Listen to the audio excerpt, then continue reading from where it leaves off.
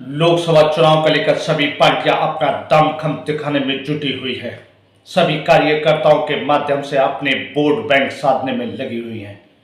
Pilibhit Lok Sabha seat से सपा प्रत्याशी भगवत शरण गंगवार ने इतवार को इंडिया गठबंधन के सभी कार्यकर्ताओं को बुलाकर ग्रीनलैंड पैलेस में बैठक की और कार्यकर्ताओं को बुलाकर बातचीत भी की और चुनावी रणनीति पर चर्चा की। समाजवादी पार्टी के प्रभारी सहित कई ऐसे दिग्गज नेता हैं जो हर क्षेत्र में जाकर हर वर्ग से मिलकर समाजवादी और इंडिया गठबंधन की विचारधारा को बता रहे हैं। इस बार हमें पूर्ण विश्वास है कि जनता इंडिया गठबंधन और समाजवादी प्रत्याशी पर विश्वास जताकर हमें पूर्ण बहुमत से विजय बनाएगी। किसान नेता तेजिंदर सिंह ने कहा कि भाजपा सरकार में सिर्फ किसानों और नौजवानों का शोषण हुआ है। हाल ही में पुलिस भर्ती समीक्षा अधिकारी परीक्षा का पेपर लीक हुआ और नौजवानों का भविष्य खतरे में आ गया है। बीजेपी सरकार सिर्फ नौजवानों और किसानों के भविष्य के साथ खिलवाड़ कर रही है।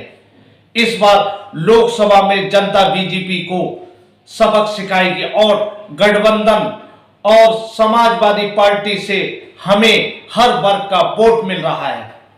सपा भगवत शरण गंगवार ने बताया, हमारे सिख बंधुओं ने आंदोलनकारियों ने जीती थी। तो साथियों, मैं लंबा इसलिए वैसे भी नहीं बोलता और इसलिए भी नहीं बोलूंगा, मेरा गला बहुत खराब है। किसान नेता तेजिंदर सिंह ने बताया कि मोदी जी के 10 काम है, कोई एक कमी निकाल कर दिखा दो। मोदी जी ने ये किया, मोदी जी ने वो किया। मैं पहले किसानी पर बात में पहले मैं सिख साथी हमारे बड़ी संख्या में बैठे हैं। जो लोग ये कह रहे हैं वो आकर हमारे सामने बहस करें और इस बात का जवाब दें। जो कह रहे हैं कि मोदी जी के सारे अच्छे काम में बुरा काम नहीं है। सिक्किम के अंदर हमारा गुरुद्वारा डांगमार किसने छीना?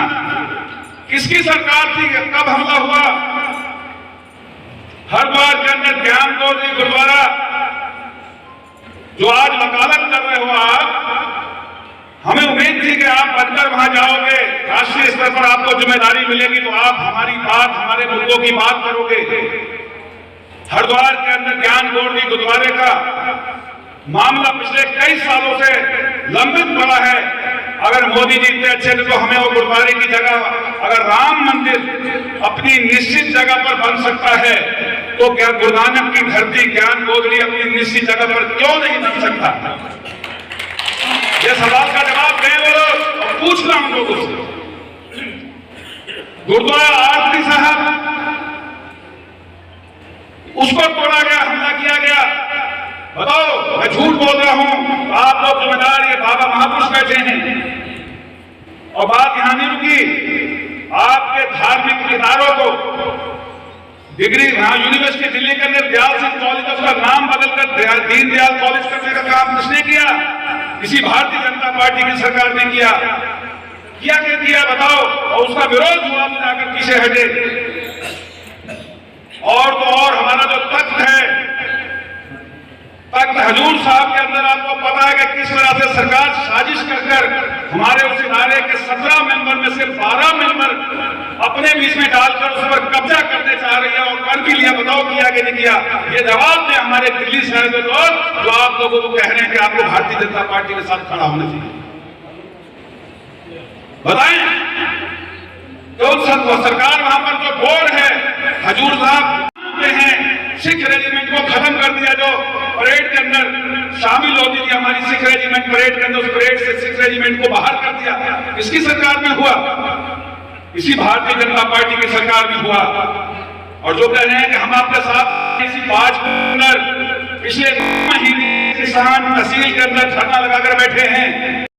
26 साल का नवनीत रामपुर के टिड्डा दिल्ली में भारतीय जनता पार्टी की पुलिस की गोली से मरा।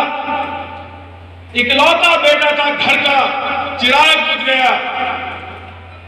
बताओ किस मुंह से भारतीय जनता पार्टी के साथ खड़े हैं? बताएं। आप लोग जिम्मेदार साथी बैठे हो,